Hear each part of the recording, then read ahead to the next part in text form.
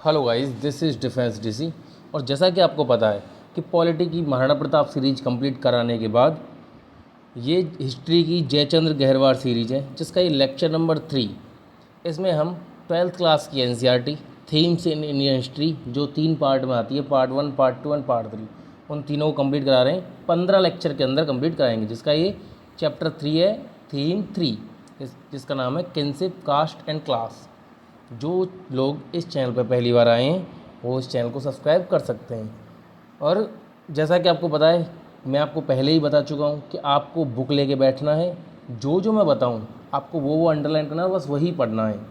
अगर CAPF CDS में कोई क्वेश्चन आएगा थीम से, और RAS UPPSC या कोई भी स्टेट PSC एग्ज़ाम, उसमें अगर क्वेश्चन आएगा थीम्स की NCERT से, तो क्वेश्चन यहीं से आएगा जो मैं अंडरलाइन करवाऊँगा।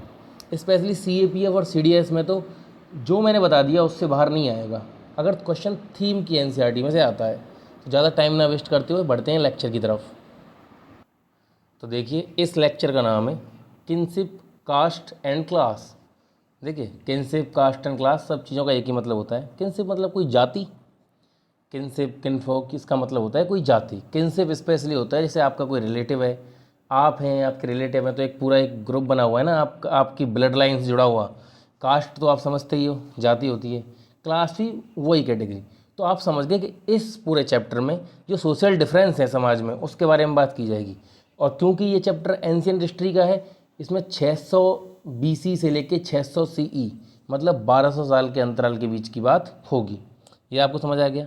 आपने देखा होगा कि ये थीम की जो NCERT है, इनमें कुछ इस तरह से चलता है कि सारे चैप्टर इसी टाइमलाइन के बीच में चल रहे हैं, लेकिन हर चैप्टर में बात कुछ अलग हो रही है। जैसे लास्ट चैप्टर का नाम क्या था, किंग्स, टाउन्स एंड समथिंग, जो भी था। तो उसमें हमने देखा कि किंग्स के बारे में, जो उनके कॉइन चलते थे, किस तरह से उनका काम चलता था, किस तरह की उनका एडमिनिस्ट्रेशन होता था, उस सब के बारे में हमने पढ़ा। इसी तरह से इस चैप्टर में हम जो सोशल डिफरेंस होते हैं समाज में, उनके बारे में पढ़ेंगे। अब हिस्टोरियन को भाई कैसे पता कि उस वक्त कैसे सोशल डिफरेंस थे, क्या जाति थी, किस तरह से रूल्स रेगुलेशन थे। तो उसके लिए ये सहारा लेते हैं पुरानी जो अपने टेक्स्ट हैं लिखे हुए। जैसे इसमें मेनली जो फोकस है वो किया गया है महाभारत पे। महाभारत का इस्तेमाल किया गया है, मनुस्मृति का, धर्मसूत्र का, पुराणों का, वेदों का, उनके हिसाब से इसमें समझाया गया है इस पूरे चैप्टर में। अच्छा, और जो बुद्धिस्ट जो टेक्स्ट हैं और जो जैनों के जो टेक्स्ट हैं, जैसे बुद्ध के जो टेक्स्ट हैं वो किस लैंग्वेज में लिखे हुए हैं, पाली लैंग्वेज में। और ये वेद वगैरह ये सब संस्कृत में लिखे हुए हैं, ये तो आपको पता ही है। महाभारत वगैरह सब संस्कृत में है। और जो जैन लोगों के जो टेक्स्ट हैं वो लिखे हुए हैं प्राकृत में। ये बेसिक्स आपको पता होना चाहिए। अच्छा, कि बुद्ध जो धर्म के जो अनुयायी लोग हैं, उनके जो टेक्स्ट हैं वो लिखे हुए हैं पाली लैंग्वेज में, और जैन वाले प्राकृत लैंग्वेज में। प्राकृत को अर्धमगधी भी बोला जाता है। अच्छा, तो देखिए, जो मैं आपको बता रहा हूँ बस वही इंपॉर्टेंट है, ये मैं आपसे बता चुका हूँ। क्योंकि इस बुक का एक एक वर्ड मैं आपको बता रहा हूँ, एक एक वर्ड मैंने खुद पढ़ा है, खुद देखा है कि कहाँ से क्वेश्चन आ सकता है, बस आपको मैं वही बताने वाला हूँ। तो इसमें तो कोई आपको डाउट रहना नहीं चाहिए कि इससे बाहर कुछ जा सकता है, आपको चिंता की ज़रूरत है ही नहीं। तो देखिए, मैंने जैसा कि आपको बोला कि इसमें इस चैप्टर में बात कहाँ की होती है, तो यहाँ से इंपॉर्टेंट यही है, इसमें किस पे फोकस होता है, महाभारत पे। महाभारत के अंदर टोटल कितने वर्ष हैं, 1 लाख वर्ष में महाभारत लिखी हुई है। अच्छा, और जैसा कि आपको ये चित्र दिख रहा है, इस चित्र को देख लीजिए। ये वेस्ट बंगाल में एक टेराकोटा का स्कल्पचर मिला हुआ है, ये छपा हुआ है। देखिए, अर्जुन वगैरह ये वॉर का वो सीन चल रहा है ऐसा करके जो अपने एग्जाम में तो इससे क्या ही आएगा। अब जो आएगा वो देखिए हेडिंग है the critical edition of Mahabharata, कि महाभारत का जो क्रिटिकल एडिशन है वो कैसे बना, जो प्रेजेंट डे महाभारत को अपन पढ़ते हैं, बहुत नॉर्मल सी फॉर्म में लिखा हुआ है। देखिए, 1919 की शुरुआत में, 1919 में शुरुआत हुई एक संस्कृतिस्ट से, जैसे जो संस्कृत के विद्वान थे, जिनका नाम तो क्या था, VS सुथांकर। उन्होंने एक टीम बनाई, किन लोगों की, बहुत सारे स्कॉलर थे उसमें जो संस्कृत वगैरह ये सब चीज़ जानते थे। उन्होंने बहुत सारी मैन्युस्क्रिप्ट को इकट्ठा किया। मैन्युस्क्रिप्ट समझ ही गए आप, जो आज से लिखी हुई टेक्स्ट जो होते हैं पुराने, उनको इकट्ठा किया देश के विभिन्न विभिन्न कोनों से। विभिन्न कोने कौन कौन से, कश्मीर से लेके नेपाल तक, केरला, तमिलनाडु, साउथ, पूरे देश में जहाँ जहाँ मैन्युस्क्रिप्ट पाई गई हैं उन सबको इकट्ठा किया। और जाके जो भी उनमें एक कॉमन कहानी थी उसे जोड़ के एक क्रिटिकल एडिशन तैयार किया गया, जो कितने पेज के अंदर आया, 13,000 पेज। तुम समझ सकते हो। तो इससे एक बात तो क्लियर हो गई है कि महाभारत जो हमारी कहानी है, जिसमें कौरव और पांडवों की बात हुई है, वो बहुत पुरानी कहानी है सही में। और एक असली कहानी ये होगी जब पूरे सब कॉन्टिनेंट के हर कोने में लोग इसके बारे में जानते हैं, बात करते हैं, इतनी मैन्युस्क्रिप्टें, इतने शिलालेख मतलब इंस्क्रिप्शन जो हैं उन पर लिखी हुई मिली है, तो कुछ दम तो है इस बात में। अच्छा, इसमें इम्पोर्टेंट क्या था कि 1919 से स्टार्ट हुआ। किसने स्टार्ट किया? वी.एस. सुथांकर नाम के एक संस्कृतिस्ट थे, उन्होंने स्टार्ट किया। ठीक है जी, इसको बनाना। फिर उन्होंने बहुत मेहनत के बाद, कितनी मेहनत, 47 ईयर की मेहनत लगी। कितनी मेहनत? 47 ईयर की मेहनत लगी, तब जाके ये तैयार हो पाया। अच्छा, तो खुद ही सोचिए आप, 47 ईयर की मेहनत का मतलब है 1919 से स्टार्ट होकर 1966 में जाके ये क्रिटिकल एडिशन तैयार हुआ। मतलब काफ़ी मेहनत लगी है इसमें। अब देखिए, ऐसा मत समझिए कि 47 साल तक काम किया। काम करने वाले लोग ऐसे थोड़ी कि एक ही काम में लगे हुए हैं, ऐसे कुछ कर लिया फिर कुछ अपने कामों में लग गए, तो इस तरह समय लग जाता है, कोई दिक्कत नहीं है। अच्छा, और इस पेज पर कुछ भी इंपॉर्टेंट ऐसा नहीं है जिससे क्वेश्चन आ सके। अच्छा, आपको लगता होगा कि मैं पूरे पैराग्राफ के पैराग्राफ छुड़वा देता हूँ तो कुछ निकल ना जाए, चिंता ना करिए, मैं आपसे बोल चुका हूँ, एक एक वर्ड को मैंने पढ़ा है, तो आपको इतनी दिक्कत की कोई ज़रूरत है नहीं। ऐसा नहीं कि मैंने कहीं से देख लिया है और जो मोस्ट इंपॉर्टेंट लाइन उन्होंने बताई है, मैंने खुद जाके पूरी बुक का एनालाइज किया है आपके लिए, और मैं आपको बता। अब देखते हैं देखिए, किनशिप एंड मैरिजेस। देखिए, ये किंगशिप नहीं लिखा हुआ, ये किनशिप लिखा हुआ है। मैं आपसे जब से यही बता रहा हूँ, किनशिप मतलब वही। किनशिप क्या होता है? जैसे भाई, जैसे पढ़िए इस लाइन को, families are usually part of larger network of people defined as relative, और to use more technical term kinfolk. इसका मतलब समझिए, जैसे फैमिली जो हैं उनका एक लार्जर नेटवर्क होता है, बहुत सारे रिश्तेदारों से मिलके, तुम्हारे चाचा ताया मामा फूफा जो भी मिला के एक बहुत बड़ा नेटवर्क बनेगा। अगर सबको जोड़ते जाएँ तो उनको क्या बोलते हैं? किनफोक बोलते हैं। ठीक है, और किनफोक तो हो गया तुम्हारे जो खास खास जो लोग हैं, मतलब पूरे रिलेटिव, वो तो हो गया किनफोक। उससे भी बड़ा अगर पूरी जाति का एक तरह से वो देखा जाए तो उसको क्या बोलते थे? किनशिप। समझ के बाद? अच्छा, और देखें तो अब देखिए, इसमें यही इंपॉर्टेंट था कि किनशिप होता क्या है। अच्छा, जबकि इस बॉक्स पे आइए, अब इस बॉक्स में क्या लिखा हुआ है ये देखिए साइड में इसमें लिखा हुआ है टर्म फॉर फैमिली एंड किन। संस्कृत जो टेक्स्ट है उसमें कुल बात होती है किसके लिए? फैमिली के लिए। और जाति किसके लिए बोलते हैं? Larger network of किनफोक।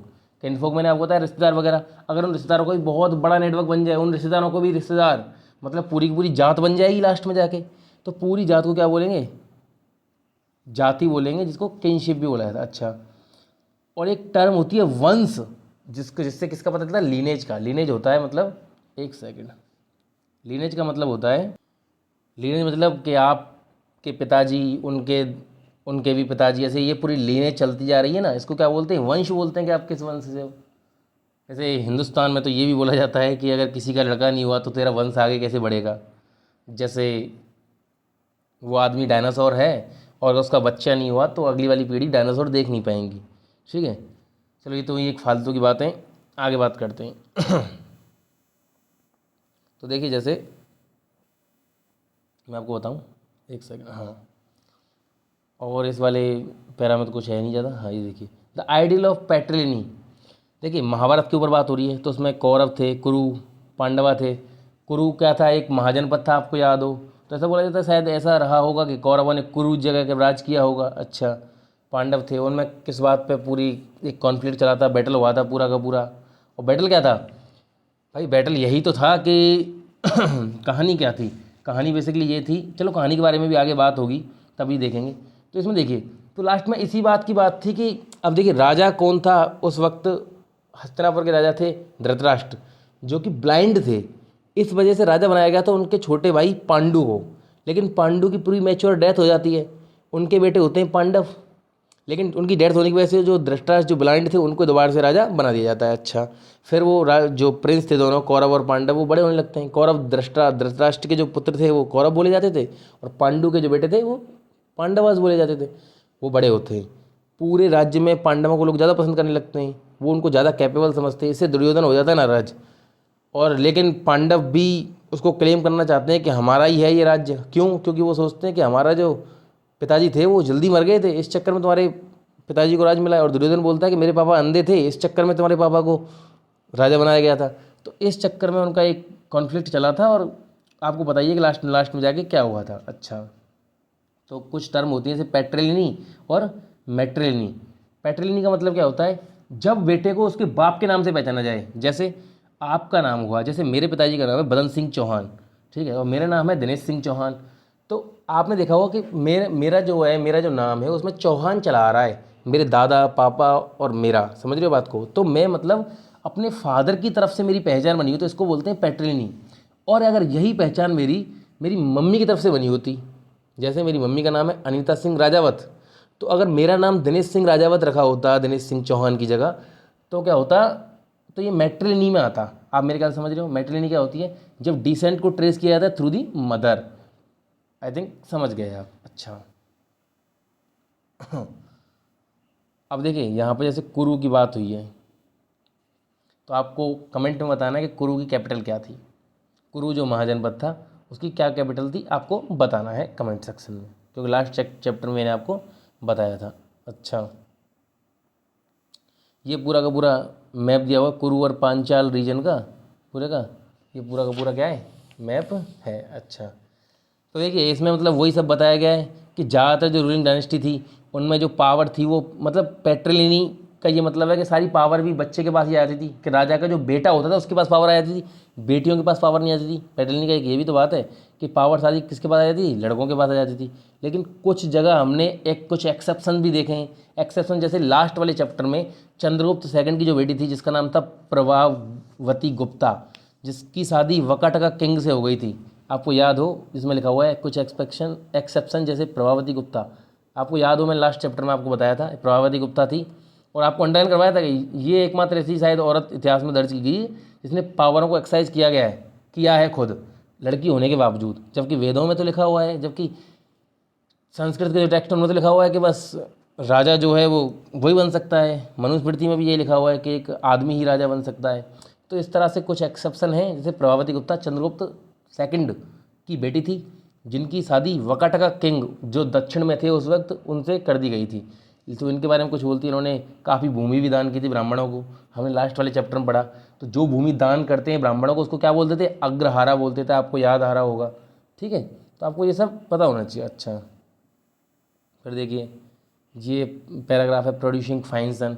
इसमें ऐसा कुछ नहीं, इसमें बस इतना बोला है कि ऋग्वेद में एक श्लोक दिया हुआ है जो शादियों के वक्त बोला जाता है जिससे बच्चे बहुत ही होनहार पैदा हों। तो ये सब इतना कुछ इंपॉर्टेंट थोड़ी, इसमें से क्या पूछेगा कोई, मतलब कुछ ही नहीं पूछेगा, मुझे पता है। पूछ क्या सकता है, देखिए जैसे ये कहानी है वाई किनफोक क्वेरल्ड, महाभारत की कहानी चल रही है, मैं बता रहा हूँ कि जो दोनों जो किनफोक थे उनमें लड़ाई क्यों हुई कौरव और पांडवों में।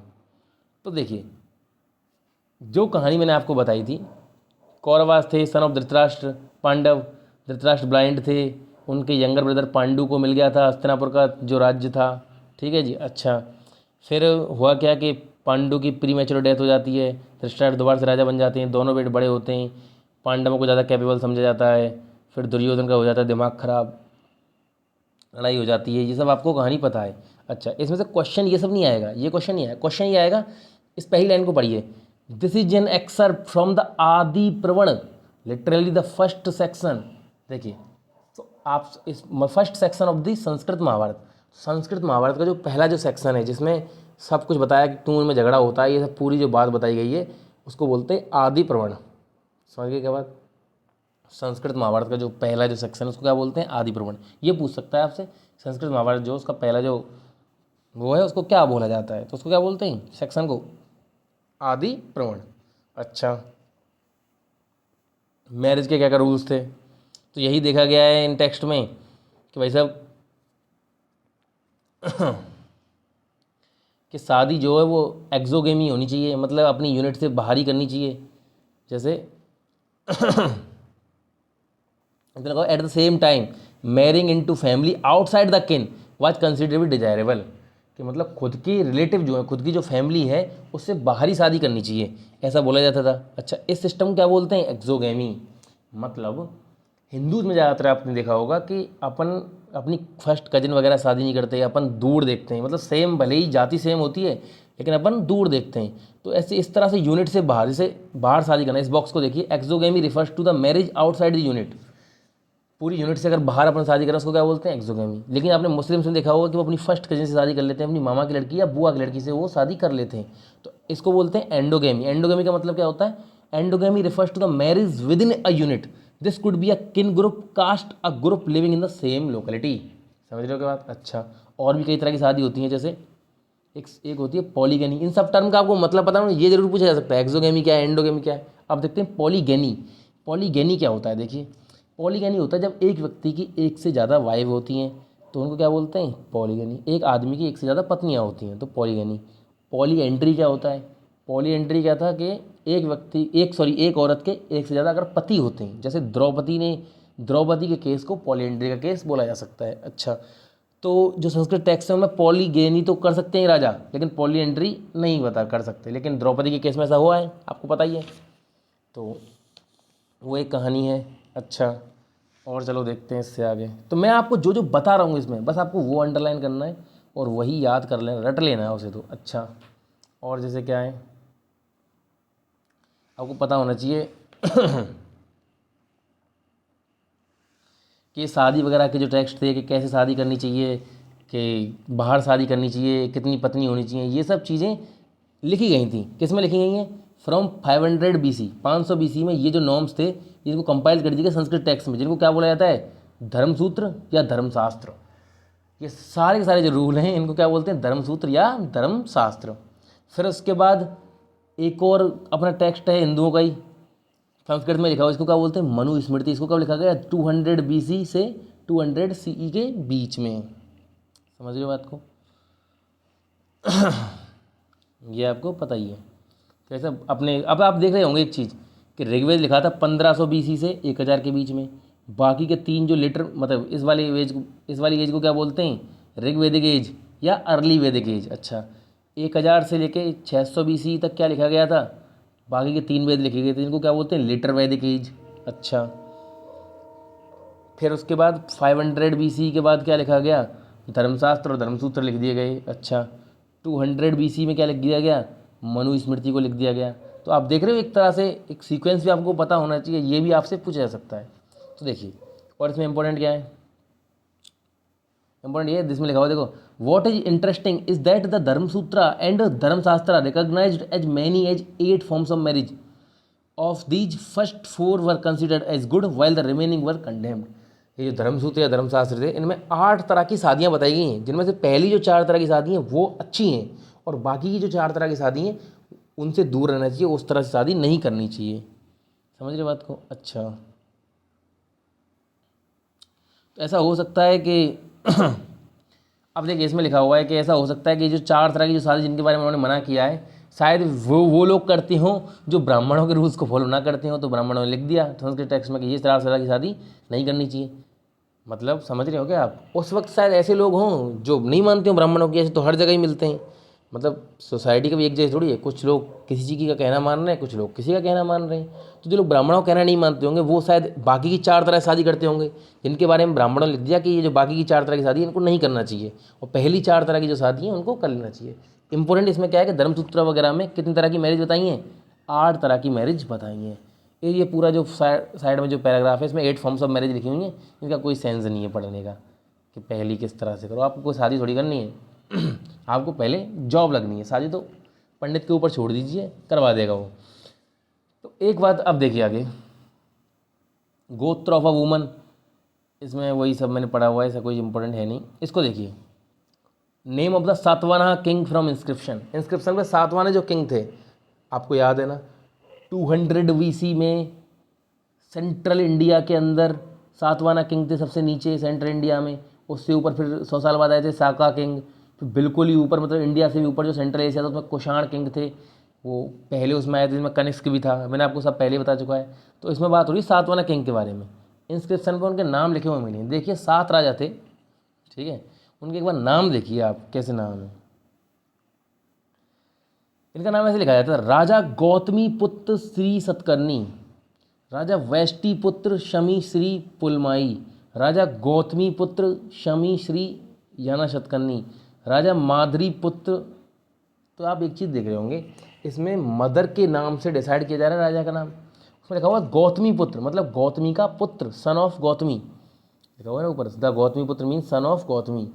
तो इससे क्या पता चल रहा है कि सातवाना जो किंग थे उनके नाम माँ के नाम से डिसाइड हो रहे थे। और ये जो प्रोसेस जिसमें जो नाम है किंग का वो माँ के नाम से डिसाइड होता है, इसको बोलते हैं, इसके लिए अलग से एक टर्म है इसको इसको बोलते हैं मेट्रोनिमिक, मेट्रोनिमिक बोलते हैं इसको। अच्छा, क्या उपनिषदों में भी मेट्रोनिमिक के बारे में कोई बात हुई है? अच्छा, यह जरूर हुई है। देखिए संस्कृत टेक्स्ट तो ऐसा कोई भी बोलते नहीं, उनके हिसाब संस्कृत टेक्स्ट में तो यही लिखा हुआ है ब्राह्मणों के टेक्स्ट में कि आदमी का नाम उसके पिता के नाम से ही होना चाहिए, पेट्रिल नहीं होनी चाहिए। लेकिन ये मेट्रिल नहीं चल रही है यहाँ पे, आपको दिख ही रहा होगा। सतवाना जो किंग है उनका वही चल रहा है। अच्छा, एक चीज़ और देखिए आपने एक चीज़ देखी होगी कि 7 राजाओं में से 3 राजा एक जैसे उसके हैं, गौतमी पुत्र, गौतमी पुत्र, गौतमी पुत्र।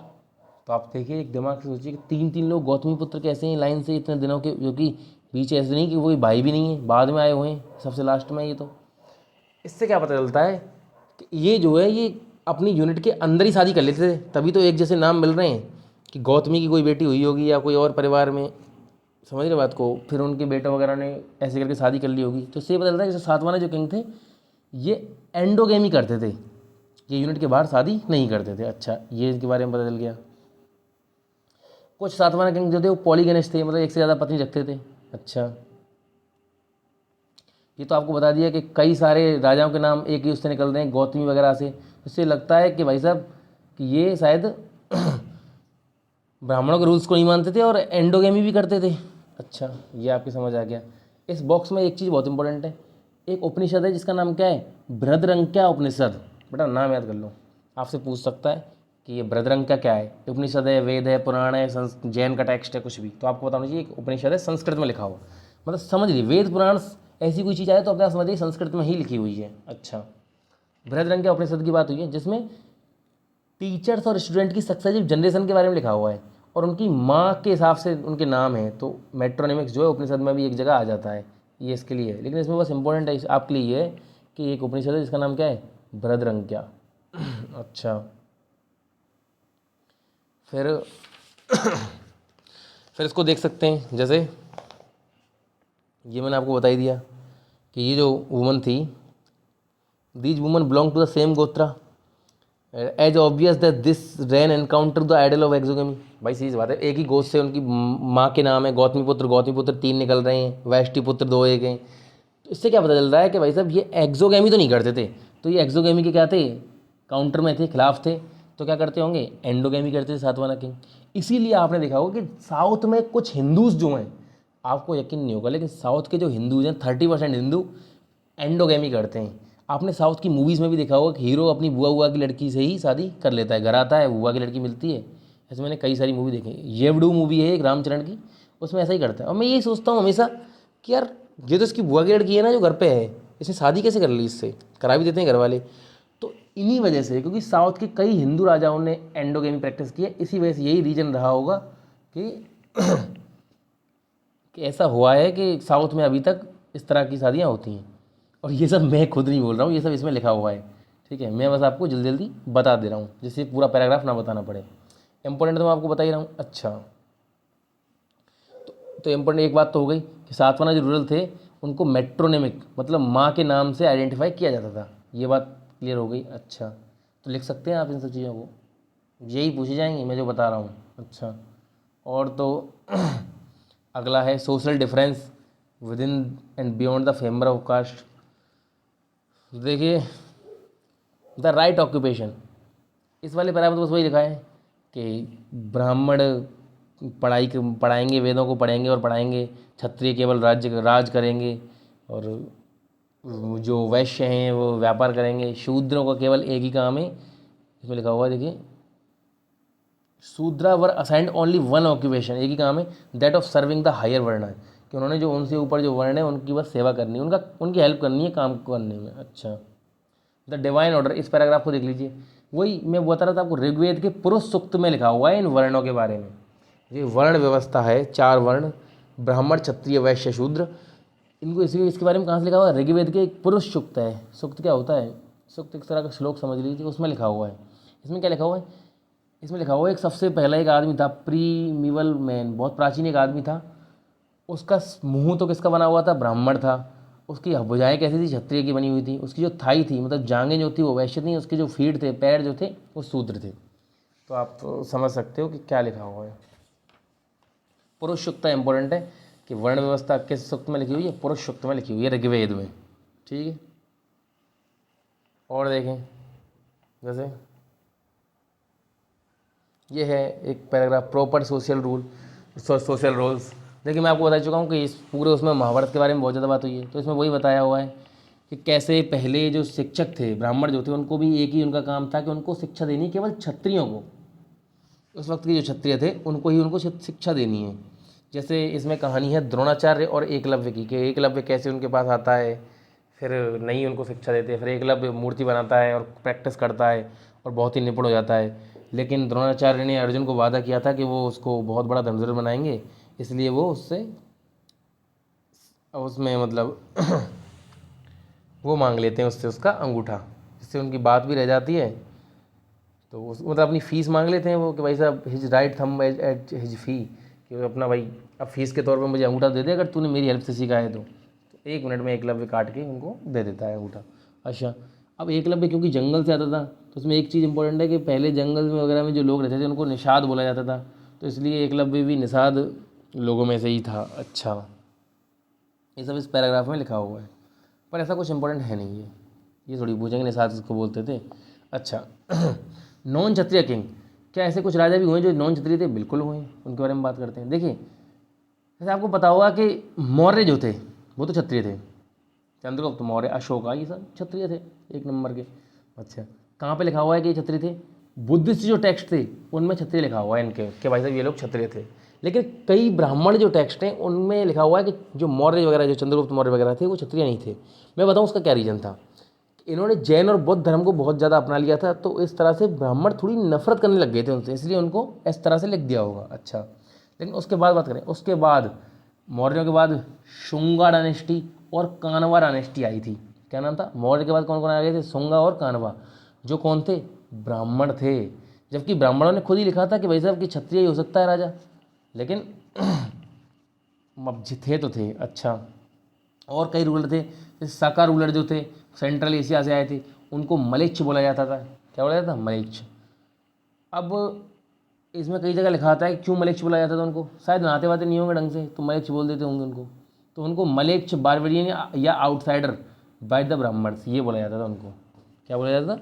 मलेच्छ, बारबेरियन या आउटसाइडर। अच्छा आपको पता होना चाहिए कि मैंने पिछली बार भी आपको बताया था कि एक सुदर्शन लेक है गुजरात में जिसको मौर्य ने बनवाया था, रुद्रदमन ने उसको क्या करवाया था? रिपेयर करवाया था। रुद्रदमन कौन था? The best known Saka ruler, उसी के बारे में बात हुई है। Rudradaman the best known Saka ruler rebuilt Sudarshan lake, इसके मैं चैप्टर 2 के बारे में, मतलब लास्ट चैप्टर मैंने आपको बताया भी था ये सब। अच्छा, उसके बाद फिर उसने भी मतलब गुप्त डायनेस्टी, जो ये गुप्त आए थे बाद में, मतलब 5th सेंचुरी में जाके उसको तीसरी मतलब दोबारा रिपेयर उसको करवाया गया। तो आपको पता ही है सुदर्शन लेक को मतलब 3 बार के राजाओं ने देखा है। सबसे पहले मौर्यों ने बनवाया है, फिर साका रूलर रुद्रदमन ने बनवाया है। अच्छा तो इससे क्या बदलता है कि भाई साहब ये जो मतलब लेक वगैरह को बनवाना, ये तो सब संस्कृत में लिखा हुआ है, संस्कृत ट्रेडिशन में लिखा हुआ है कि लेक बनवानी चाहिए राजा को। तो इससे क्या बदलता है कि जो पावरफुल जो मलेच्छ थे, पावरफुल मलेच्छ मतलब कि जो साका वगैरह थी इनको मलेच्छ बोलते थे ना, तो पावरफुल हुआ रुद्रदमन जो है किंग है, तो पावरफुल मलेच्छ हो गया। तो जो पावरफुल मलेच्छ थे वो भी फैमिलियर थे किससे? संस्कृत ट्रेडिशन से। अच्छा, तो जैसा कि आप देखते हैं सातवाहन डायनेस्टी जो थी, गौतमीपुत्र सी सतकर्णी, उसने 2 तरह के स्टेटस क्लेम किए हैं। क्या? एक तो बोलता था खुद को यूनिक ब्राह्मण, कि मैं यूनिक ब्राह्मण हूँ, एका ब्राह्मण बोलता था वो खुद को। कौन? सातवाहन डायनेस्टी की बात कर रहे हैं हम। अच्छा, और दूसरा क्या स्टेटस बोलता था वो बोलता था destroyer of the pride of Kshatriya. क्षत्रियों से तो बहुत चिढ़ते हैं ये शुरू से, तो मतलब जो भी नॉन क्षत्रिय किंग हुए वो क्षत्रियों से बहुत ही चिढ़े हैं हमेशा से। तो इसने अपने 2 नाम रखे हुए थे, सातवाहन डायनेस्टी के जो किंग थे उन्होंने 2 नाम रखे थे। अब एक तो बोलते थे खुद को एका ब्राह्मणा, और दूसरा बोलते थे कि destroyer of the pride of Kshatriya, क्षत्रियों का जो घमंड है उसको चूर चूर करने वाला। समझ रहे हो कि बात? देखो कितनी बड़ी बात है। अच्छा, तो और जैसे उसने और एक चीज़ और उसने की, वो ब्राह्मण बोलता था खुद को, तो उसने एक चीज़ और इंश्योर की कि भाई साहब कि इंटर मैरिज नहीं होनी चाहिए, मतलब चारों वर्णों में आपस में मैरिज नहीं होनी चाहिए, एक वर्ण का व्यक्ति उसी वर्ण में शादी करना चाहिए। अच्छा, ये सब भी उसने इंश्योर किया। लेकिन उसने खुद रुद्रदमन जो शाह का रूलर था, उसको मलेच्छ भी बोलते थे, वहाँ पे उसने शादी कर ली। तो आप खुद देखिए कि राजा खुद रूल्स को फॉलो नहीं करते। तो इसमें इंपॉर्टेंट क्या है, क्या क्वेश्चन आ सकता है, क्वेश्चन ये आ सकता है केवल सातवाहन डायनेस्टी के जो रूलर थे वो खुद को 2 तरह के स्टेटस देते थे, एका ब्राह्मण मतलब यूनिक ब्राह्मण, और destroyer of the pride of Kshatriya, दूसरा ये था। ठीक है, उसने शादी की थी कहाँ पे, रुद्रदमन के परिवार में उसने शादी कर ली थी। तो इससे क्या पता चलता है कि सातवाहन डायनेस्टी का जो रूलर था जिसका नाम क्या था, गौतमी पुत्र श्री सतकर्णी, उसने रुद्रदमन के परिवार में शादी की थी। तो इससे क्या पता चलता है कि रुद्रदमन का परिवार और ये जो सातवाहन डायनेस्टी का जो ये रूलर है गौतमीपुत्र सतकर्णी जो है, ये एक ही टाइम पर रहे होंगे, कंटेम्प्रेरी रहे होंगे। तो आपसे पूछा जा सकता है कि जिस वक्त गौतमीपुत्र श्री सतकर्णी था उस वक्त कंटेम्प्रेरी रूलर कौन सा था शाका में, शाका ऊपर थे ना उनसे थोड़ा सा, मतलब मैप में कह रहा हूँ ऊपर, तो उनमें कौन था, रुद्रदमन उधर शासन कर रहा था, शाका जो रूलर था। अच्छा, ये आपके क्लियर हो गया, और तो इसमें कुछ है नहीं। अच्छा, अब जाति के बारे में देख लें। देखिए अभी आपने पढ़ा वर्ण के बारे में, जैसा कि आपको पता है कि भाई वर्ण जो है वो 4 फिक्स हैं, लेकिन जाति 4 नहीं है फिक्स। इस पैराग्राफ में ये लिखा हुआ है कि वेल द नंबर ऑफ वर्ण आर फिक्स, बट जाति तो भाई बहुत सारी हो सकती हैं। जाति असली में काम के थ्रू बनाई गई थी। जैसे कोई आदमी सोने का काम करता था उसको सोनार बोला जाता था, स्वर्णकार, ठीक है जी, या कुछ और काम करे। अच्छा, इम्पोर्टेंट ये सब नहीं है, इम्पोर्टेंट क्या है वो देखिए कि एक इंस्क्रिप्शन है, one interesting stone inscription 5th century में लिखा हुआ, मंदसौर में पाया गया। कहाँ, मंदसौर में, जिसमें किसके बारे में लिखा हुआ है, सिल्क वीवर, जो रेशम का काम करने वाले जो लोग हैं उनके बारे में लिखा हुआ है, जो कहाँ पे रहते थे, लता, गुजरात, जो गुजरात में रहते थे। लेकिन उनका इंस्क्रिप्शन कहाँ पाया गया, मंदसौर मध्य प्रदेश में पाया गया। मंदसौर कहाँ पे, मध्य प्रदेश में। तो गुजरात से मध्य प्रदेश वो आए थे। ठीक है जी, इसको अभी मंदसौर को किस नाम से जाना जाता है, दसपुरा। तो दसपुरा मतलब अभी दसपुरा बोलते हैं, और पहले उसका नाम क्या था, मंदसौर, वहाँ पे वो आए थे। तो जो लोकल जो किंग था उसने उनकी हेल्प की थी, तो ये आपको बताना चाहिए। तो अब तुम सोचो, बताइए क्यों बताइए ये बात, इस बात का यहाँ पे क्या मतलब है। बताया गया है कि उस इंस्क्रिप्शन में लिखा हुआ है सिल्क वीवर, रेशम का काम करने वाले। तो ऐसा बोला जा रहा है कि शायद ये भी कोई जात रही होगी एक तरह की, कि जाति की वजह से रेशम का काम करने वाले लोग थे जो लता नाम के स्थान से गुजरात से यहाँ पे आए थे, ऐसा पाया गया है। इसमें भी मुझे कुछ लगता नहीं कि क्या पूछेगा तुमसे, लेकिन देखते हैं चलो। The case of the merchant, merchant के बारे में कुछ देख लेते हैं। संस्कृत जो टेक्स्ट हैं उनमें मर्चेंट जो थे उनको वणिक बोला जाता है। क्या बोला जाता है, वणिक। वैसे अभी क्या बोलते हैं उनको, बनिया बोलते हैं। अच्छा, तो ऐसे एक टेक्स्ट है जिसका नाम क्या है, मरीचिकटिका, रिटन बाई शूद्रक, सबसे इंपॉर्टेंट। अब ये आप मार्क कर लीजिए, आपसे ये पूछ सकता है मरीचिकटिका को किसने लिखा है, शूद्रक ने लिखा है। तो मरीचिकटिका रिटन बाई शूद्रक, उसमें क्या लिखा हुआ है, उसमें यही सब लिखा हुआ है कि एक आदमी था जो ब्राह्मण था और मर्चेंट भी था। अच्छा जैसे मतलब एक ये मरीचिकटिका जो है एक मतलब कोई नाटक है, कोई नोवेल वगैरह लिखा होगा, कोई कहानी जिसको किसने लिखा है, शूद्रक ने लिखा है। अच्छा, इसमें क्या है, एक इनका हीरो होता है जिसका नाम क्या होता है, चारुदत्त, जो ब्राह्मण भी होता है और सार्थवाहा भी होता है। सार्थवाहा मतलब होता है मर्चेंट। तो आपसे बोल सकता है सार्थवाहा किसका नाम है, मर्चेंट का। हमने पिछले चैप्टरों में भी मर्चेंट के कुछ नाम पढ़े, मसट्टुवान, सेठी, आपको याद हो तो वो भी किसके नाम है, मर्चेंट के ही दूसरे नाम है तमिल वगैरह में, साउथ की लैंग्वेज में। और यहाँ पे क्या लिखा हुआ मर्चेंट का नाम, ब्राह्मण और साधवा। एक ये क्वेश्चन आ सकता है, और दूसरा क्या आता है कि मरीचिकटिका किसने लिखी है, शूद्रक ने। ये क्वेश्चन भी आप पूछ सकते हैं आपसे। इस क्वेश्चन को भी पूछा सकता है कि जो अभी जो दसपुरा है उसका प्राचीन नाम क्या था, मंदसौर था। ये सब आपने मार्क कर ही लिया होगा, मैं आपको बता ही चुका हूँ ये तो। अच्छा, तो अभी आगे क्या बचा हुआ है वो भी देख लेते हैं। जैसे तो जैसे इसको देखिए, बियॉन्ड द 4 वर्णाज, इंटीग्रेशन के बारे में देखते हैं क्या लिखा हुआ है। इसमें लिखा हुआ है जैसे संस्कृत टेक्स्ट थे, मतलब जो लोग संस्कृत टेक्स्ट को फॉलो नहीं करते थे उनको क्या बोलते थे, ब्राह्मण लोग ऑड बोलते थे, अनसिविलाइज बोलते थे, या उनको जानवरों की तरह रहने वाले लोग बोलते थे। जैसे फॉरेस्ट ड्वेलर जो जंगलों में रहते थे उनको निषाद भी बोला जाता था। जैसे एकलव्य जो था उसको भी क्या बोलते थे, निषाद। अच्छा क्योंकि वो उन चीज़ों को फॉलो नहीं करते। अच्छा, कुछ वक्त कुछ है, मतलब वैसे तो बाहर से आए हुए लोगों को या इन्वेडर जो थे उनको ही मलेच्छ बोलते हैं, लेकिन कुछ समय ऐसा भी देखा गया कि जो लोग संस्कृत नहीं बोलते थे उनको भी क्या बोल दिया जाता था, लेवल्ड एज मलेच्छ। ठीक है, तो ये एक बात है, इसको आप देख सकते हैं। अच्छा, फिर इसमें टाइगर लाइक हस्बैंड एक कहानी है। ये कहानी किसकी है, जो भीम जंग जब पांडव वगैरह ये रह रहे होते हैं, इनको मतलब अपना वनवास काट रहे होते हैं 14 साल का, 13 साल 14 साल जितना भी था, तो वहाँ पे जाके एक राक्षस मिलता है जिसको भीम मार देता है। उसकी एक बहन होती है, इसका नाम होता है हिडम्बा। वो भीम के प्रेम में पड़ जाती, she fell in love with Bhima. और फिर उनका एक बच्चा होता है जिसका नाम होता है घटोत्कच। तो उस सब के बारे में इसमें लिखा हुआ है। तो इससे ये बताया गया है कि किस तरह से एक निषाद से भी शादी उसने कर ली थी, लेकिन वो बदल जाती है फिर बिल्कुल उनके उनके चक्कर में, लेकिन फिर वो बाद में जाके उसे छोड़ के आगे बढ़ जाते हैं। और घटोत्कच भी प्रॉमिस करता है उनसे कि भाई साहब तुम्हें जब भी मेरी ज़रूरत पड़ेगी मैं आ जाऊंगा तुम्हारे पास। अपनी माँ को लेकर वो चला जाता है। और देखते हैं बियॉन्ड द फॉरवर्डनेस क्या लिखा हुआ है, सबऑर्डिनेशन एंड कॉन्फ्लिक्ट। अब देखिए कॉन्फ्लिक्ट तो होंगे ही, जैसे कुछ कैटेगरी थी उनको अनटचेबल बोला जाता था। अछूत जो लोग थे, कौन लोग थे ऐसे, देखते हैं। जैसे कुछ लोग थे जिनको लाशों को हैंडल करना था। जैसे कोई आदमी मर गया, उसकी लाश वगैरह को ठिकाने लगाना है, कोई जानवर मर गए उनको कोई गाड़ के आएगा, ऐसे लोग क्या बोलते थे, चंडाल बोलते थे। अच्छा, चंडाल सबसे नीचे आते हैं हायरार्की में, वेरी बॉटम, सबसे नीचे ही लोग चंडाल ही माने जाते थे। अच्छा, और क्या है, और आप देख सकते हो कई सारी चीज़ें। जैसे मनुस्मृति में लिखा हुआ है चंडाल की ड्यूटी के बारे में लिखा हुआ है, कि ये सब कोई ज़रूरी तो है नहीं, ये सब चीज़ें इंपॉर्टेंट क्या है वो ये देखिए। चाइनीज बुद्धिस्ट मॉन्क थे जो ट्रैवलर थे एक तरह से, यहाँ पे आए थे घूमने, इसका नाम क्या था, फाजियान। कब आए थे, 5th सेंचुरी में। और एक और थे आपको याद हो तो, मैंने पहले भी इनके बारे में बताया, जुआनजेंग, ये आए थे 7th सेंचुरी में। पहले कौन आए, फाजियान 5th सेंचुरी में, जुआनजेंग। इन दोनों ने ही बताया हुआ है कि भाई साहब जो अनटचेबल, जो अछूत लोग जो लोग थे उनको किस तरह से रहते थे, कि उनको क्या है अपने पास एक स्टिक रखनी होती थी। अगर कोई उनको आता दिखता तो वो स्टिक को ज़मीन में बजाते थे, जिससे दूसरे सामने वाले आदमी को पता चल जाए कि ये आदमी अछूत है, इसे छूना नहीं है, इससे गलती से टच ना हो जाऊँ मैं।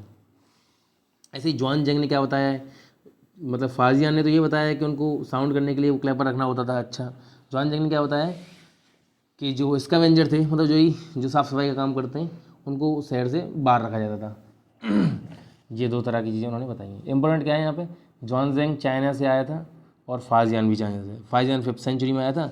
और देखिए तो चित्र कितने अच्छे अच्छे हैं ये, जैसे इसमें दिखाया हुआ है कि गांधार में एक स्कल्पचर मिला है। देखिए कितना प्यारा चित्र है। आपको सोचिए पत्थरों से काट के कितना कितना प्यारा चित्र बनाया है इसको, अगर देखा जाए गौर से। अच्छा। तो क्या मेरा गला ख़राब है तो थोड़ी दिक्कत आ रही है बोलने में, वरना कोई दिक्कत नहीं। अच्छा, अब देखते हैं और चंडालों के बारे में और कहाँ बात हुई है। बुद्ध के जो टेक्स्ट हैं उनमें भी कुछ बात हुई है। जैसे बोधिसत्व एज ए चंडाल। बोधिसत्व किसको बोलते हैं, ऐसा आदमी जिसको ज्ञान प्राप्त होगा उसको बोलते हैं बोधिसत्व। तो एक जातक है, बुद्ध की जो कहानी होती है उनको जातक बोलते हैं। तो एक जातक, इसका नाम क्या है, मतंग जातक।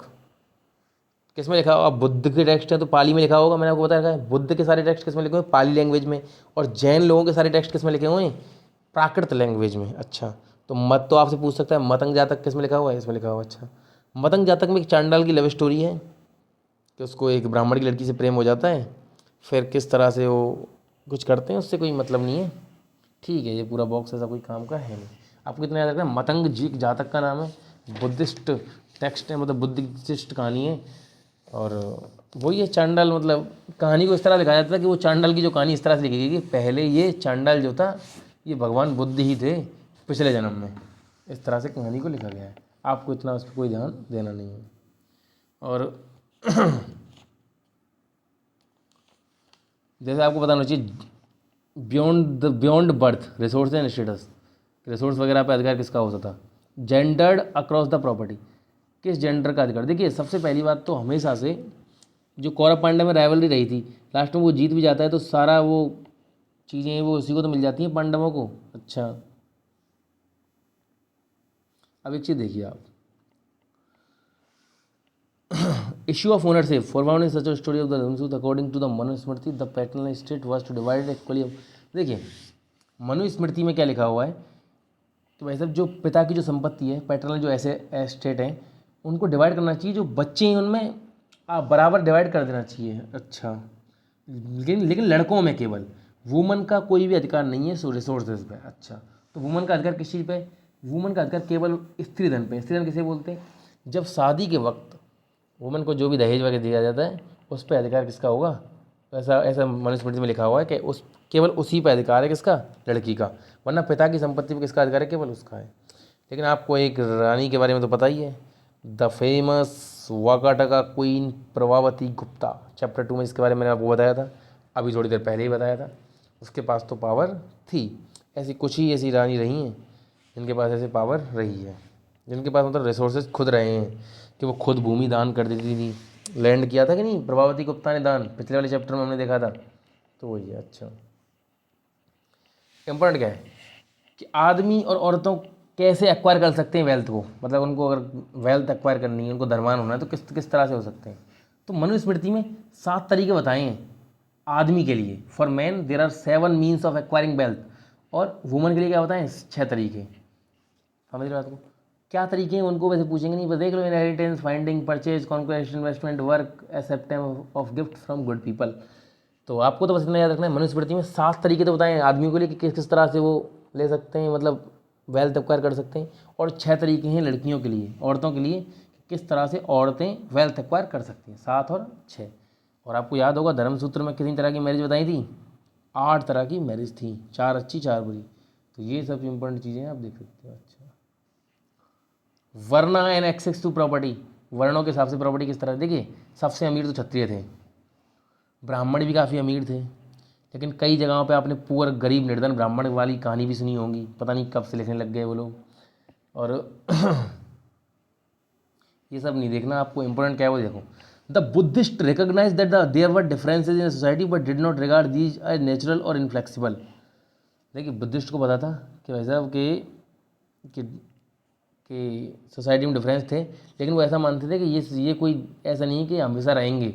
ये बोलते थे कोई भी आदमी अमीर बन सकता है। उन्होंने इस क्लेम को भी रिजेक्ट कर दिया कि कोई भी आदमी का स्टेटस उसके जन्म से निर्धारित होता है। उन्होंने बोला कि आदमी का जो स्टेटस है उसके कर्मों से निर्धारित होता है, ऐसा बुद्धिस्ट लोग मानते थे। अच्छा, ऐसा कुछ इसमें भी नहीं है। आने लायक जो चीज़ें वो मैंने आपको बता ही दिया है, बता ही देता हूँ वो तो मैं आपको समय समय पर। अच्छा, तो इसमें देखते हैं द वेल्दी शूद्रा, ये स्टोरी एक, तो एक बुद्धिस्ट टेक्स्ट है, किसमें लिखा हुआ है, पाली में। इसका नाम क्या है, मज्जिम निकाय। अभी हमने किसकी बात की थी, मतंग जातक की बात की, चंडाल की जो कहानी थी। मज्जिम निकाय में कहानी है, एक शूद्र पूछता है कि अगर मेरे पास पैसे होते तो मुझे ये छत्री वगैरह समान इज्जत देते क्या। तो वही सब इसमें कहानी है। मैं बता रहा हूँ कोई काम की नहीं है, मैंने सब कुछ पढ़ा हुआ है, आप चिंता ना करिए। जो काम की चीज़ें, क्योंकि इसमें से क्या पूछेगा, कहानी पूछेगा कोई हमसे, तो आपको इतना पता होना नाम क्या है इसका कहानी का, मज्जिम निकाय। तो मज्जिम निकाय कैसा टेक्स्ट है, एक बुद्धिस्ट टेक्स्ट है। और अभी मतंग जातक पढ़ा था, वो भी कौन सा टेक्स्ट है, बुद्धिस्ट टेक्स्ट है। दोनों दोनों किसमें लिखे हैं, पाली में, क्योंकि बुद्धिस्ट टेक्स्ट है तो पाली में ही लिखा होगा। ये आपके समझ आएगी नहीं बात, तो इतना तो आपके दिमाग में क्लियर होना ही चाहिए। अच्छा, और देखते हैं, लेकिन हाँ, an alternate social scenario sharing wealth. अब ये सब तो ऊपर नॉर्थ इंडिया में चल रहा है, साउथ इंडिया की बात करते हैं। साउथ इंडिया आपको पता है, संगम एक चल रही थी, संगम जो टेक्स्ट थे, तमिलनाडु के पास में, इनके टेक्स्टों को संगम टेक्स्ट बोलते थे, हमने पिछले उसमें अध्याय में पढ़ा था। ठीक है, उधर के जो राजा थे उनको चीफ बोला जाता, उनकी किंगडम जो थी उसको चीफडम बोलते थे। उधर क्या होता था कि राजा होते वो बहुत बांटते थे पैसे वगैरह को, वो सब लोगों में शेयर वगैरह कर देते थे, बस वही सब लिखा हुआ है। जैसे इसमें एक कहानी है द पुअर जेनरस चीफ, एक राजा तो बहुत गरीब और था, सब कुछ दान वान कर देता था, तो उसके बारे में उसकी कहानी है, कुछ लेता नहीं था अपने पास। तो ये देखिए आप, ये तो जो इमेज होती है कितनी अच्छी होती है सही में, मतलब कितनी बढ़िया तरह से इमेज है। और देखें एक्सप्लेनिंग सोशल डिफरेंसेस ए सोशल कॉन्ट्रैक्ट। अच्छा इसमें वैसे ऐसा तो कुछ है नहीं इतना इम्पोर्टेंट। सुत्त पिटाके के बारे में लिखी हुई है। सुत्त पिटाका का एक बुद्धिस्ट टेक्स्ट है। देखिए पिटाका नाम आ जाए तो समझिए बुद्धिस्ट टेक्स्ट है। बुद्ध लोगों के 3 पिटाका हैं, त्रिपिटाका बोलते हैं उनको, ये त्रिपिटाका, त्रि का मतलब होता है 3 पिटाका। 3 पिटाका का नाम क्या है, विनय पिटाका, सुत्त पिटाका और अभिधम्म पिटाका। अच्छा, विनय पिटाके के अंदर तो वो लिखा हुआ है कि संघ में रहने के रूल क्या है। संघ क्या होता है, जहाँ पे बुद्ध धर्म को मानने वाले लोग रहते हैं, पूजा अर्चना करते हैं, जो मॉन्क होते हैं बुद्ध के, वो संघ में रहते थे। तो विनय पिटाका के अंदर क्या लिखा हुआ है, संघ में रहने के रूल्स एंड रेगुलेशन। अच्छा, सुत्त पिटाका में क्या लिखा हुआ है, बुद्ध की टीचिंग, कि बुद्ध वगैरह के जो उपदेश थे वो लिखे हुए हैं। अच्छा, और अभिधम्म पिटाका जो 3rd पिटाका है, उसमें क्या लिखा हुआ है, क्या लिखा हुआ है उसमें, उसमें लिखा हुआ है फिलॉसफी से रिलेटेड जो मैटर है। फिलॉसफी रिलेटेड मतलब कोई जात पात, मतलब जो भी जिस तरह की कोई अगर कोई चीज़ फिकल कोई आइडिया है वो सब अभिधम्म पिटका में लिखा हुआ है। ये तीनों की तीनों आपको चीज़ पता होनी चाहिए। अच्छा और ये सब के सब बुद्धिस्ट टेक्स्ट हैं तो किस में लिखे होंगे, पाली लैंग्वेज में लिखे होंगे, इसमें तो कोई आपको सोचने की ज़रूरत है ही नहीं। बाकी सब इसमें कुछ नहीं है। एक टर्म में महासमट्टा द ग्रेट इलेक्ट, एक बढ़िया एक आदमी है उसको महासमट्टा बोलते हैं, बुद्धिस्ट टेक्स्ट, ठीक है, उसके हिसाब से। अच्छा तो आपको पता है कि भाई साहब handling text historian and the Mahabharata, देखिए बड़ी दिक्कत आती है। तो है नहीं कि हाल ही कुछ बन जाता है तैयार हो जाता है, तो कई सारे टेक्स्टों को पढ़ना पड़ता है, प्राकृत लैंग्वेज में लिखे हुए, पाली को, तमिल को, तब जाके वो महाभारत तैयार हुई है। संस्कृत की मैन्युस्क्रिप्ट पढ़ी है बहुत सारी, और तब जाके मतलब हर चीज़ को देखते हैं हिस्टोरियन, तब जाके ये सब बनता है। तो एक बार देख लेते हैं, जैसे जैसे कुछ लैंग्वेज होती हैं, Prakrit, Pali, Tamil language that were probably used by ordinary people. भाई ये जो लैंग्वेज है, प्राकृत हुई, पाली हुई, तमिल हुई, ये जो इस तरह की जो लैंग्वेज है किसके, ये नॉर्मल लोगों की भाषा थी। लेकिन जो संस्कृत जो थी, Sanskrit a language meant almost exclusively for priest and elites. जो प्रीस्ट लोग थे और एलिट लोग थे, एलिट मतलब राजा वगैरह, राजा महाराजा जो लोग थे, वो संस्कृत का इस्तेमाल करते थे। सब लोगों को संस्कृत ना तो आती थी ना वो बोलते थे, सब लोग बड़ी सिंपल लैंग्वेज बोलते थे। प्राकृत हुई, पाली हुई, तभी तो जैन के और बुद्ध के जो टेक्स्ट हैं, जैसे जैन के हुए प्राकृत में, बुद्ध के पाली में हुए, वो इन्होंने ऐसी भाषा में लिखे कि जिससे सामान्य लोग पढ़ सकें उनकी बातों को। अच्छा ऑर्डिनरी लोगों की भाषा में लिखा गया था, तो ये आपको पता है। और जैसे जैसे इसमें लिखा हुआ है कि लैंग्वेज की बात करें, लैंग्वेज एंड कंटेंट, महाभारत के बारे में बात हो रही है, तो देख लेते हैं क्या लिखा हुआ है। However the Sanskrit used in the Mahabharata are is far simpler than that of Vedas. जो भाई महाभारत की जो संस्कृत है वो काफ़ी सिंपल उसमें लिखी हुई है, समझने के बाद। महाभारत की जो संस्कृत है वो बहुत ज़्यादा सिंपल है, किससे, वेदों की संस्कृत से। क्यों, शायद इसलिए कि वो लोग चाहते थे कि इसको सारे के सारे लोग पढ़ें। अच्छा तो देखिए इसमें टेक्स्ट में लिखा हुआ है कि दुनिया का कोई भी टेक्स्ट हो, उसके उसमें दो तरह की चीज़ें होती हैं। एक तो उस टेक्स्ट का होता है नरेटिव, नरेटिव मतलब जैसे महाभारत हुई, एक तो होता है उसका नरेटिव, नरेटिव का क्या मतलब होता है, नरेटिव, और दूसरा होता है डिडक्टिव, सॉरी नैरेटिव और डिडक्टिव। अब समझिए इन दोनों शब्दों का अर्थ क्या है। दुनिया का कोई भी टेक्स्ट हो, चाहे महाभारत हो, रामायण हो, तो जो उसकी कहानी है मेन, वो तो हुई नैरेटिव। और डिडक्टिव क्या है, जो उसका संदेश, उसमें बीच बीच में जो ज्ञान की बातें आती हैं, कोई भी बात सही ज्ञान की, वो होता है डिडक्टिव, कोई मैसेज उसका। तो नैरेटिव समझ आ गया कि भाई जो स्टोरीज़ हैं वो उसको क्या बोलते हैं, नैरेटिव। और जो सोशल नॉर्म्स हैं, इंस्ट्रक्शन हैं, उनको क्या बोलते हैं, डिडक्टिव। डिडक्टिव का मतलब क्या होता है, refers to something that is meant for purpose of instruction, कि तुमको ऐसे करना चाहिए, वैसा करना चाहिए, धर्म ज्ञान वगैरह की जो बातें होती हैं उनको क्या बोलते हैं, डिडक्टिव, जो इंस्ट्रक्शन जो होते हैं। और नैरेटिव क्या होता है, उस टेक्स्ट की जो स्टोरी होती है मेन। तो महाभारत की स्टोरी तो आपको पता बड़ी सिंपल सी है, तो आपको पता होना चाहिए जैसे ये देखिए महाभारत के अंदर एक फेमस डिडक्टिव है गीता। अब गीता कोई स्टोरी से तो रिलेटेड है नहीं, गीता का क्या है कि वॉर शुरू होने से पहले भगवान श्री कृष्ण ने बहुत बड़ा एक उपदेश दिया था, तो इंस्ट्रक्शन दिए थे। तो ये देखिए उसका एक चित्र भी बना हुआ है कि अर्जुन को भगवान श्री कृष्ण बता रहे हैं कि भाई साहब किस तरह से क्या तुमको करना चाहिए। तो एक ये फेमस डिडक्टिव का सीन है, किसका, डिडक्टिव सेक्शन है ये महाभारत का। तो भगवद गीता का ऐसा सेक्शन है, महाभारत का डिडक्टिव सेक्शन है, ऑब्वियस सी बात है। इसमें इंस्ट्रक्शन ही तो, कोई स्टोरी थोड़ी चल रही है, कुछ भी रुके ही तो हुए हैं, बस समझाई तो रहे हैं उसको कुछ। तो आपको पता नहीं, जो जैसे एक इसमें लिखा हुआ है, फिर आगे किसी वर्ड होता है इतिहास। इतिहास का मतलब होता है दस इट वाज, जैसा कि ये था। इसको इंग्लिश में क्या बोल देते हैं, हिस्ट्री बोल देते हैं। अच्छा अब बात करें ऑथर्स एंड डेट्स, वैसे लिखा किसने था महाभारत को, कौन था इसका author, who wrote the text, किसने लिखा था। तो देखिए इसके बहुत सारे आंसर हैं। कई लोग सोचते हैं कि शायद इसको चैरोटियर वार्ड्स को बोलते हैं, जो लोग रथ वगैरह को चलाते थे, राजाओं के जो पहले रथ चलाते थे वही राजाओं की कहानी लिखते थे।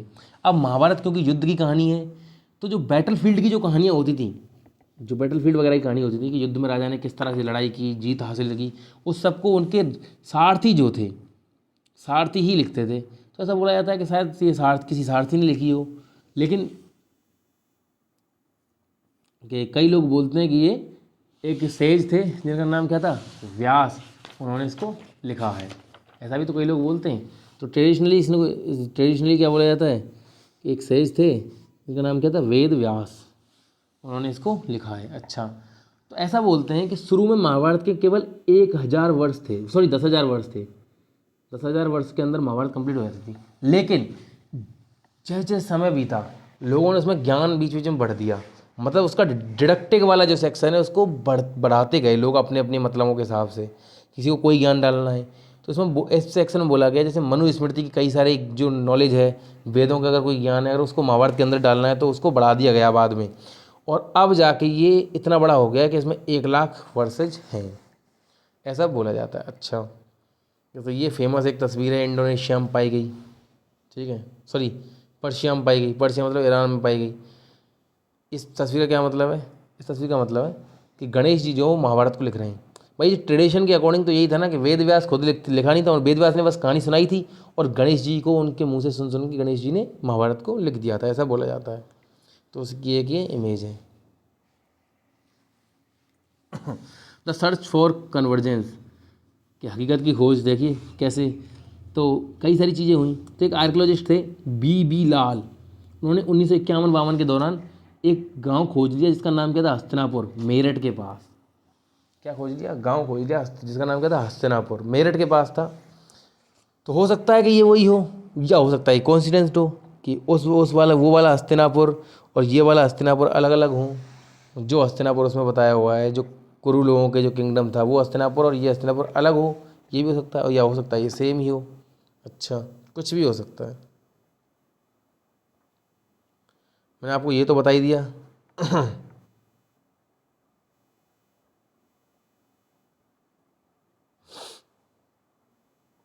जैसे जो मतलब आदि प्रवण जो था महाभारत का जो पहला सेक्शन है, उसमें हस्तिनापुर के बारे में भी लिखा हुआ है क्या, कि एक सिटी थी बहुत बड़ी, 100 ऑफ मेंशन थे, महल थे उसमें, 100 मतलब 100 के आसपास, बहुत सारे गेट थे, आर्क थी, एकदम ग्रेट इंदिरा सिटी, एकदम मतलब बहुत ही ज़बरदस्त सिटी थी। तो बोला जाता है क्या ऐसा हो सकता है कि ये जो सिटी का जो ये एलेबोरेशन जो दिया गया है महाभारत में, इसको शायद बाद में ऐड किया गया हो। The description of the city in epic added after the main narrative had been compose. तो कैसा कहा जा रहा है कि ऐसा भी हो सकता है। तो ये पॉसिबिलिटी हैं, तो इसलिए मैं बोला कि पॉसिबिलिटी से कभी क्वेश्चन नहीं आएंगे। क्वेश्चन किससे आएंगे? ये आ सकता है क्वेश्चन जो मैंने आपको पहले बताया। 1951-52 में बी लाल नाम के जो आर्कियोलॉजिस्ट थे, उन्होंने किसको खोजा था, हस्तिनापुर, मेरठ के पास में। ये बात आपकी समझ आ गई। अच्छा, इसमें द्रौपदी की शादी के बारे में लिखा हुआ है, किस तरह उनका वो हुआ था स्वयंवर। द्रौपदी किसकी बेटी थी? द्रौपद नाम जो किंग, पांचाल के जो किंग थे, द्रौपद उनकी बेटी थी। और किस तरह वो कर्ण से मना कर देती है कि भाई साहब ये आदमी मेरे बराबर का नहीं है, ये शूद्र पुत्र है, तो इस तरह ये मुझसे शादी नहीं कर सकता। ये इसमें एक फ़ोटो दिया हुआ है कि हस्तिनापुर में एक दीवार मिली है ऐसे, तो क्या हो सकता है कि ये वॉल जो है हस्तिनापुर के उस वक्त के किले की हो। तो कुछ भी हो सकता है होने को। तो ए डायनामिक टेक्स्ट, ये सेक्शन इसमें बस यही लिखा हुआ है कि लोगों ने अपने अपने हिसाब से महाभारत का यूज भी किया है। कई लोगों ने इसको अपने मतलब के हिसाब से बढ़ा दिया है। उनको अगर कोई नॉलेज, कोई चीज़ समाज को पहुंचानी है, लोग उनकी बात नहीं माने, तो उन्होंने क्या है महाभारत में ही ऐड कर दिया हो किसी कहानी को उससे। तो फिर बाद में जाके ऐसा, इसलिए तो बोलते हैं कि महाभारत पहले 10,000 वर्ष की थी, बाद में जाके अब 1,00,000 वर्षेस की हो गई है। 50 तरह की कहानी जोड़ दी है, पुराने जन्मों की कहानी, कि भीष्म पिता जो थे वो इसलिए बाणों की सैया पे लेटे थे क्योंकि उन्होंने अपने पिछले जन्म में किसी मतलब वो क्या बोलते हैं, किसी उस जानवर को ऐसे करके फेंक दिया था कांटों पे। तो इस तरह की कहानियाँ बहुत सारी जोड़ी गई, जो हो सकता है कि बाद में जोड़ी गई हों, क्योंकि पिछले जन्म की कहानी का तो क्या एसेंस ही क्या बनता है, आप खुद ही सोचिए। तो ऐसा बोल सकते हैं। इसमें इंपॉर्टेंट क्या है? इंपॉर्टेंट ये है कि इसका बहुत लोगों ने यूज़ किया है, तो आपको पता होना चाहिए। जैसे देखिए, an episode from Mahabharata, Mahabharata का एक एपिसोड है इसका जिसको किसने ट्रांसलेट किया है, सॉरी ट्रांसफॉर्म्ड बाई एक औरत है जिन्होंने ट्रांसफॉर्म करी, इसका नाम क्या था, महाश्वेत देवी।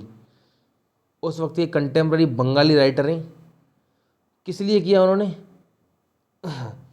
उन्होंने एक्सप्लॉयटेशन और ऑपरेशन, जो उनके ऊपर जो एक्सप्लॉयटेशन हो रहा था और जो उनको दबाया जा रहा था, उसको उसके विरुद्ध आवाज़ उठाने के लिए महाभारत के एक सेक्शन का यूज़ किया है, उसको अपने हिसाब से लिखा है। तो इस तरह से महाभारत के कई सेक्शनों को लिखा हुआ है। तो आपको बताना चाहिए महाश्वेत देवी कौन है, एक बंगाली राइटर हैं जिन्होंने ये इनके इस वजह से इसको लिखा है। बाकी तो इस चैप्टर में और कुछ है नहीं। मैंने आपको सब कुछ बता दिया। तो ये लास्ट वाला जो पेज है इसको भी आपको देख लेना चाहिए। देखिए मैंने आपको वेद का बता दिया, 1500 से 1000 BC के बीच में ऋग्वेद, अर्ली वैदिक एज भी बोलते हैं उसको, लेट। और फिर उसके बाद 1000 से लेकर 600, ये जो 400 साल में तीन बाकी के 3 वेद लिखे गए, सामवेद, यजुर्वेद और अथर्ववेद। अच्छा, सबसे लास्ट में अथर्ववेद लिखा गया। तो ये टोनी टोटके वगैरह ये सब अथर्ववेद में ही लिखे गए हैं। अच्छा, फिर 500 BC में पणिनि ने अपनी बुक लिखी अष्टध्यायी। पढ़नी की बुक का नाम क्या है? अष्टध्यायी है। इसने क्या लिखा है? इसने संस्कृत की ग्रामर के बारे में लिखा, किस तरह संस्कृत को लिखा जाना चाहिए। तो संस्कृत की ग्रामर पर पणिनि ने बहुत काम किया है। इनकी बुक का नाम क्या है? अष्टध्यायी। 500 BC में इन्होंने लिखा। अच्छा, 500 से 200 के बीच में धर्मसूत्र लिखे गए। फिर 500 से 1000 के बीच में क्या था? अर्ली बुद्धिस्ट टेक्स्ट लिखे गए। किसमें? पाली में। त्रिपिटका, आपको याद हो मैंने बताए थे 3 पिटक, विनय पिटका, सुत्त पिटका और अभिधम्म पिटका। अच्छा, फिर 500 से 400 इसी के CE के बीच में, मतलब ये 9 साल का टाइम फ्रेम दे दिया कि इस बीच में कहीं महाभारत लिखी गई है संस्कृत में। देखिए लिखा गया है उस वक्त, लेकिन कहानी बहुत पुरानी है। ये समझ रहे हो अपन बात को? कहानी तो बहुत ही ज़्यादा पुरानी है, क्योंकि पहले लिखने की सुविधा नहीं थी। तो इसको क्या है, पहले तो लोगों के बस मुंह से कहानी चलती आ रही थी कि इसने इसको सुना दिया, चलते आ रही है एक बहुत बड़ी कहानी। इसको लिखा कब गया है? बाद में लिखा गया है। अच्छा, 200 से 200 CE के बीच फिर मनुस्मृति को लिखा गया है संस्कृत में, है ना। और जो तमिल के जो संगम लिटरेचर है वो भी इस वक्त लिखे हुए थे। साउथ में तमिल वो चल रही थी ना, तो तमिल कम जो थे, चीफडम जो थी, तो उनके टेक्स्ट को क्या बोलते हैं? संगम लिटरेचर बोलते हैं, वो लिखे गए थे। अच्छा, 100 CE की बात करें, नॉर्मल टाइम आ गया CE। चरक और सुश्रुत दो वो थे साइंटिस्ट, समझ लीजिए अपने पुराने। उन्होंने मेडिसिन के बारे में काम किया, बहुत कुछ लिखा है उन्होंने। चरक नाम लिख लीजिए, चरक और सुश्रुत। पाणिनि ने किस पे काम किया है? ग्रामर पे काम किया, संस्कृत ग्रामर। अष्टध्यायी उनकी बुक है। अच्छा, ये आपने समझ लिया। 200 CE के बाद पुराण सबसे बाद में लिखे गए हैं 200 CE। तो देखिए पुराण ग्रंथ, इनमें अंतर क्या होता है? ग्रंथ होती है हिस्ट्री एक तरह की, रामायण महाभारत ग्रंथ है, ये हमारा इतिहास है, कभी ना कभी ऐसा हुआ है। अच्छा, वेद क्या होते हैं? वेदों में अच्छी अच्छी बातें लिखी होती हैं, किस तरह आदमी को जीना चाहिए, किस तरह नहीं जीना चाहिए, वेद इसलिए हैं। अच्छा, पुराण क्या होते हैं? पुराण होते हैं ऐसे लोगों की कहानी जो इस धरती के नहीं है। जैसे विष्णु पुराण, उसमें विष्णु जी के बारे में बताएंगे कि विष्णु जहाँ रहते हैं किस तरह से। तो एक तरह समझ लीजिए जो एलियन टाइप के जो लोग हैं, इससे पुराण, विष्णु पुराण, शनि पुराण। तो पुराण ऐसे लोगों के बारे में मिलेगा जिन्होंने धरती पर अवतार नहीं लिया है। मतलब विष्णु ने अवतार, लेकिन विष्णु खुद नहीं आए, विष्णु ने अवतार लिए थे दूसरी फॉर्म में। तो विष्णु के बारे में विष्णु पुराण में लिखा हुआ है, शनि के बारे में शनि पुराण में लिखा हुआ है कि ऊपर उनका क्या मसला चल रहा है। समझ रही बात को? अच्छा, तो पुराण कब लिखे हुए? सबसे बाद में पुराणों को लिखा गया है संस्कृत में। अच्छा, फिर देखिए तो आपको ना इतना बेसिक सा एक फ्रेम रखना चाहिए। सबसे पहले तो वही वेद लिखे थे, फिर उसके बाद क्या लिखा? उपनिषद, धर्मसूत्र वगैरह को लिख दिया गया था। उपनिषद, ये धर्मसूत्र वगैरह सब उपनिषद वगैरह इसी में आते हैं, धर्मसूत्र में। अच्छा, सबसे लास्ट में किसको लिखा है? फिर उसके बाद मनुस्मृति को लिखा, और सबसे लास्ट में किसको लिखा था? पुराणों को लिखा गया था, ये आपको पता है। और इम्पोर्टेंट चीज़ें क्या है इसमें? इम्पोर्टेंट चीज़ ये है, जैसे 300 CE में न्यायशास्त्र और भारत का न्यायशास्त्र। भारत एक व्यक्ति का नाम है जिन्होंने क्या लिखा है? सॉरी, नत्य शास्त्र, न्यायशास्त्र नहीं। तो ये क्या है? वर्क ऑन ड्रामाटर्जी, संस्कृत में लिखा हुआ है। नत्य शास्त्र नाम है इसका। किसने लिखा है इसको? भारत नाम के व्यक्ति ने लिखा है। अच्छा, 300 से 600 CE के बीच में क्या है? जो बाकी के धर्मशास्त्र या धर्मसूत्र हैं उनको लिखा गया संस्कृत में ही। फिर 400 से 500 CE के बीच में भी कुछ चीज़ें लिखी गई हैं, जैसे इसको देख सकते हैं आप, संस्कृत प्लेज कालिदास के काफ़ी सारे। अच्छा, एस्ट्रोनॉमी और मैथमेटिक्स पे आर्यभट्ट और वरहमीर। बेटा ये आप याद रख रहे हो ना, संस्कृत की ग्रामर किसने लिखी है? पणिनि ने लिखी है। अच्छा, चरक और सुश्रुत ने क्या लिखा है? मेडिसिन के बारे में लिखा है। कई सारे संस्कृत के प्ले किसने लिखे हैं? कालिदास ने लिखे हैं। और एस्ट्रोनॉमी और मैथमेटिक्स के ऊपर किसने लिखा है? आर्यभट्ट ने और वरहमीर ने लिखा है। फिर कुछ जैन वर्क्स का कंपाइलेशन भी इसी दौरान हुआ है, 400 से 500 CE के दौरान। ये आपको पता होना चाहिए। अच्छा, मैंने आपको शुरू में बता दिया जो संस्कृत थे VS सुधांकर, सबसे पहले यही तो बताया था। 1919 में उन्होंने महाभारत को लिखना स्टार्ट किया बहुत सारे लोगों के साथ। 47 साल में जाके 1966 में महाभारत का क्रिटिकल एडिशन तैयार हुआ और उसको पब्लिश हुआ। अच्छा, 1973 में एक अंग्रेज था, इसका नाम क्या था? JAV वान ब्यूटेनिन, ना नाम याद कर लो, JAV वान ब्यूटेनिन। इन्होंने इंग्लिश ट्रांसलेशन करना स्टार्ट किया महाभारत का, ठीक है। जो क्रिटिकल एडिशन था इसका इंग्लिश ट्रांसलेशन स्टार्ट किया इन्होंने, जो कि अभी इनकम्प्लीट है आज तक। क्यों? क्योंकि 1978 में 5 साल बाद इनकी डेथ हो गई थी। जितना ट्रांसलेट हुआ उतना ही रखा हुआ है, बाकी का अभी भी इनकम्प्लीट है। समझ रहे हो क्या आप बात को?